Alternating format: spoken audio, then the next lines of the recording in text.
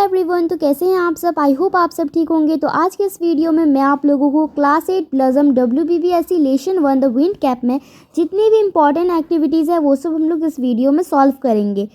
So let's start. Activity 1, take the correct alternatives. तो पहला नंबर है the lad had wanted to be a doctor और sportsman और सेलर। तो इसका आंसर होगा सेलर। फिर नेक्स्ट है mother told the lad that he knew the smell of the soil और फूड और फ्लावर्स। तो इसका आंसर होगा सॉइल। फिर नेक्स्ट है John put the turtle on his back और हेड और हैंड। तो इसका आंसर होगा हेड। फिर नेक्स्ट है the ferryman wanted to know John's age और नेम और हार्ट्स डिज़ायर। तो इसका आंसर होगा हार्ट्स डिज़ायर।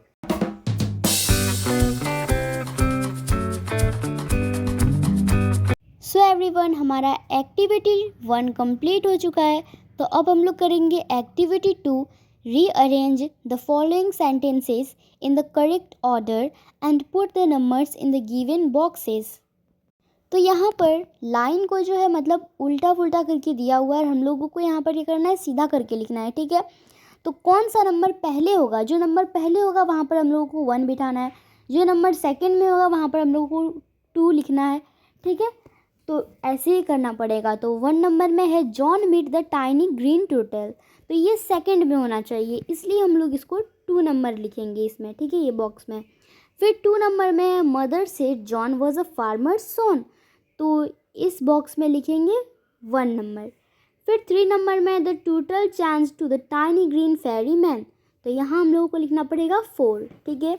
उसके बाद है 4 नंबर में John plucked the turtle from his head. तो यहाँ पर हम लोगों को लिखना पड़ेगा 3।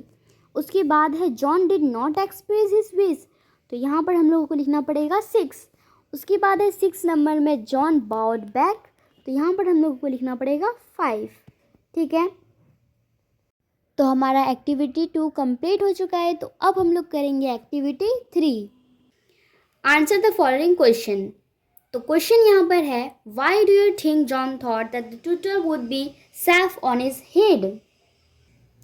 सो the answer will be John thought that the turtle would be safe on his head because at that time he was ploughing and there were lots of obstacles around the turtle and the turtle had the chances to get injured by other animal or by the plotching tools.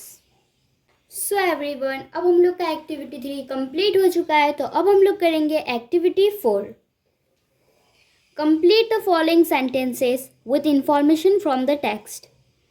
तो पहला question है the cap that sailor most desire. तो इसका answer होगा is the cap full of wind, okay. फिर next है seeing a sheep and cart near the shore, John requested the captain to take him along. उसके बाद है by twisting the cap, John could summon the east wind and the west wind. Okay? फिर next है John desired to see the land because for a year and a day young, John did not set foot on land. Okay? तो हमारा activity 4 complete हो गया है। तो अब हम लोग करेंगे activity 5, answer the following question.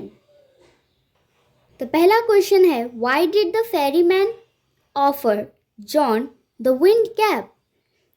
So the answer will be the ferryman offer John the wind cap because John put the ferryman on his head like a head to keep him safe. फिर next question है what was the condition that was associated with the wind cap.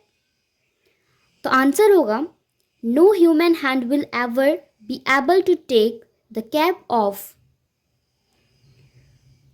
Next question. Why did John become popular with the sailors? Answer. John became very popular because he could supply the wind that sailors called for. So everyone, हमारा activity 5 complete हो चुका है। तो अब हम लोग करेंगे activity 6, right true for true and false for statement in the given boxes. Give supporting statement for each of your answer. तो यहाँ पर हम लोगों को ट्रू फॉल्स दिया गया है, हम लोगों को बताना है कौन सा ट्रू है और कौन सा फॉल्स है, और यहाँ पर हम लोगों को सपोर्टिंग स्टेटमेंट भी लिखना है, ठीक है। तो तो पहला क्वेश्चन है John never dreamed about the land, तो इसका आंसर होगा फॉल्स और इसका सपोर्टिंग स्टेटमेंट होगा John could not stop dreaming of land. Now next, the squill was called up because John was sleeping. So the answer will be true and the supporting statement will be the cat called up a squirrel from the clean sky. Now next, the captain was angry with John. So the answer will be true and the supporting statement will be in anger the captain grabbed John. Now next, John did not return the wind cap to the ferryman. False.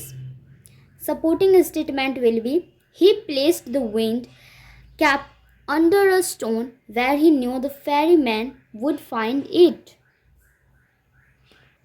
So everyone, हमारा activity 6 complete हो चुका है। तो अब हम लोग करेंगे activity 7, answer the following question. तो पहला क्वेश्चन है why did the sailor try to rip off the cap from John head? Answer, the sailor tried to rip the cap off his head because John was sleeping and turned rapidly in his bed. The cap on his head twisted round and about and it called up a squirrel and the sailor wanted to stop the squirrel. Now next, how did John divide his time between land and sea? Answer, John spent half of the year on a ship and half of the shore. Now next, do you think John was rightly called Captain Turtle? Give reason for your answer. So the answer will be yes. John was rightly called Captain Turtle. He was as much at home on the water as he was on the land. He also was the savior of the fairy turtle. Now next, why did John want to return the wind cap to the ferryman? Answer, John wanted to return the wind cap to the ferryman because John was blamed for the storm and thrown into the sea and also blamed that all the destruction happened only for the wind cap. So everyone, इस chapter में जितनी भी man activities थे वो सब हम लोग solve कर चुके हैं इस वीडियो में। और लेट्स डू के बाद एक्टिविटी 8A से स्टार्ट हुआ है ग्रामर। तो अगर आपको ग्रामर वाला एक्टिविटी चाहिए तो कमेंट करना, तो मैं आप लोगों को उसकी भी एक वीडियो बना दूँगी, ठीक है। सो एवरीवन, इस टॉपिक में जितनी भी एक्टिविटीज़ है वो सब हम लोग का कंप्लीट हो चुका है, सिर्फ ग्रामर को छोड़ के। अगर ग्रामर का चाहिए तो आप लोग कमेंट करना, मैं आप लोगों को उसके लिए एक वीडियो बना दूँगी, ठीक है। आई होप आपको ये वीडियो पसंद आया होगा। पसंद आया हो तो प्लीज़ एक लाइक ज़रूर करें और मेरे चैनल में नए हो तो सब्सक्राइब भी करें और ऐसे इन्फॉर्मेशन के लिए बेल आइकन को प्रेस करना बिल्कुल भी नहीं भूलें। तो अब चलो मिलते हैं नेक्स्ट वीडियो में, तब तक के लिए बाय बाय।